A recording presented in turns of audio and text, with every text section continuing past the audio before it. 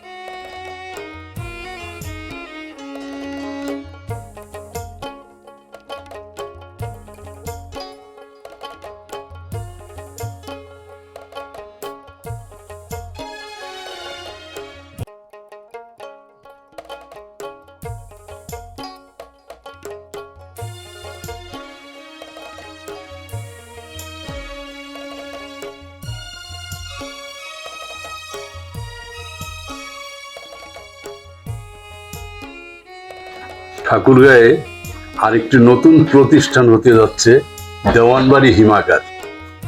সেটা ঠাকুরগাঁয়ের হইলেও সেটা দিনাজপুরের আওতায় পড়লেও এটা ঠাকুরগাঁয়ের মালিক পক্ষ।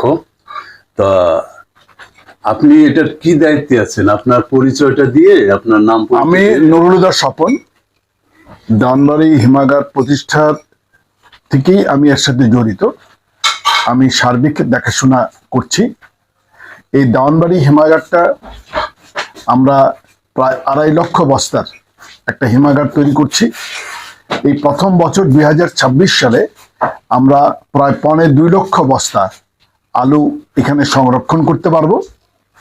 আমরা প্রাথমিক অবস্থায় শুধু আলু সংরক্ষণ করব। আমরা এরপরে আমাদের পুরো হিমাগারটা যখন পরিপূর্ণ হবে তখন এর বাইরে আর কি কি রাখা যায় আমরা সেটা নিয়েও কাজ করব। কিন্তু এই মুহূর্তে আমাদের গত 2025 সালে এই এলাকার মানুষ, কৃষক, কৃষি বীজ ব্যবসায়ী, অথবা যদি বলি যে এমনি যারা আলু সংরক্ষণ করেন অথবা যারা আলু ব্যবসায়ী, তাদের আলু রাখার জন্য বেশ সমস্যা হয়েছিল। সেই সমস্যা উত্তরণটাকে মাথায় রেখেই আমাদের এই দেওয়ানবাড়ি হিমাগার প্রতিষ্ঠা করা। আশা করি আমরা এই এলাকার কৃষি এবং কৃষকের স্বার্থে, আলুর স্বার্থে আমরা এই দেশের মানুষের খাবারের যে সমস্যা বা আলু সংরক্ষণের যে সমস্যা, এইগুলি দূরীকরণের জন্যই আমরা এই হিমাগারটি প্রতিষ্ঠা করছি। এই হিমাগারে আমরা আধুনিক সর্বোচ্চ সব ব্যবস্থাগুলি গ্রহণ করেছি। আলু যেন ভালো থাকে এর জন্য যে মেশিন নেওয়া দরকার, আলু সেই মেশিন আমরা নিয়েছি। এবং এখানে যে ট্রান্সফরমার দরকার বা সাবস্টেশন করা যত সুন্দর করা দরকার সেটা আমরা করেছি। এবং এইখানে 3 একরেরও বেশি জায়গা আছে। এই জায়গার মধ্যে আমরা আলু সংরক্ষণ করব। এই জন্য আসলে মেশিনটার চেয়ে বেশি গুরুত্বপূর্ণ যে মেশিনটা যে চালনা করে। আমরা এই জন্য এখানে দক্ষ ফোরম্যান, দক্ষ অপারেটর নিয়োগ দিয়েছি, যারা এটা খুব সুন্দর করে রাখবেন এবং আলু সুন্দর আমরা সরবরাহ করতে পারবো।